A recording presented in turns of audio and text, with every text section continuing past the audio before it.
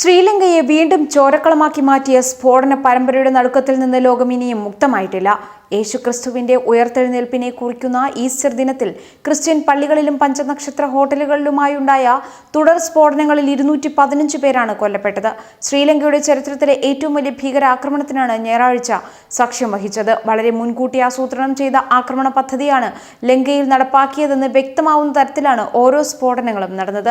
അരമണിക്കൂറിനിടെയുണ്ടായ സ്ഫോടന പരമ്പരയിൽ തകർന്നടിഞ്ഞത് ലങ്കയുടെ വിനോദസഞ്ചാരം ഉൾപ്പെടെയുള്ള വലിയ സ്വപ്നങ്ങൾ കൂടിയാണ്.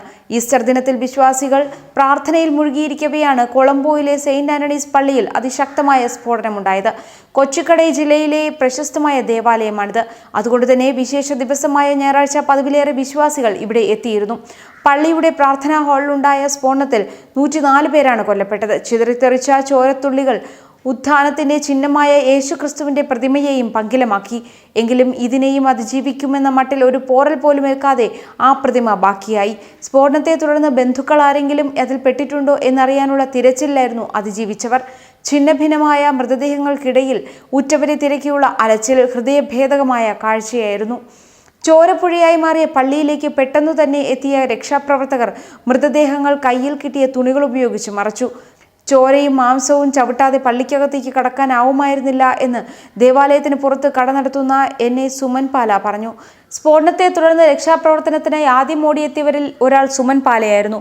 തലേന്ന് രാത്രി മുഹമ്മദ് അസം മുഹമ്മദ് എന്ന പേരിൽ മുറിയെടുക്കുകയും വ്യാജ മേൽവിലാസം നൽകുകയും ചെയ്തയാളാണ് സിനമൺ ഗ്രാൻഡ് പഞ്ചനക്ഷത്ര ഹോട്ടലിൽ സ്ഫോടനമുണ്ടാക്കിയത്. റെസ്റ്റോറന്റിൽ പ്രഭാത ഭക്ഷണത്തിനുള്ള ക്യൂവിൽ നിന്ന് ഇയാൾ നിമിഷങ്ങൾക്കകം സ്വയം പൊട്ടിത്തെറിക്കുകയായിരുന്നു. ക്യൂവിൽ പ്ലേറ്റുമായി കാത്തുനിന്ന് ഇയാൾ മുൻനിരയിലെത്തിയപ്പോഴാണ് പൊട്ടിത്തെറിച്ചത്. കുടുംബങ്ങളടക്കം ഒട്ടേറെ അതിഥികൾ ആ സമയം റെസ്റ്റോറന്റിലുണ്ടായിരുന്നു. റെസ്റ്റോറന്റ് മാനേജറുമായി കുശലം ചോദിച്ച് നിമിഷങ്ങൾക്കകമാണ് ഇയാൾ പൊട്ടിത്തെറിച്ചതെന്ന് ഹോട്ടലിന്റെ മാനേജർ പറഞ്ഞു. സ്ഫോടനത്തിനിരയാകുന്നതിൽ നിന്ന് ലണ്ടൻ ഇംപീരിയൽ കോളേജിലെ പ്രൊഫസർ കീറൻ അരശരത്നത്തെ രക്ഷിച്ചത് തന്റെ മുറിയിൽ മറന്നുവെച്ച ഡെബിറ്റ് കാർഡാണ്.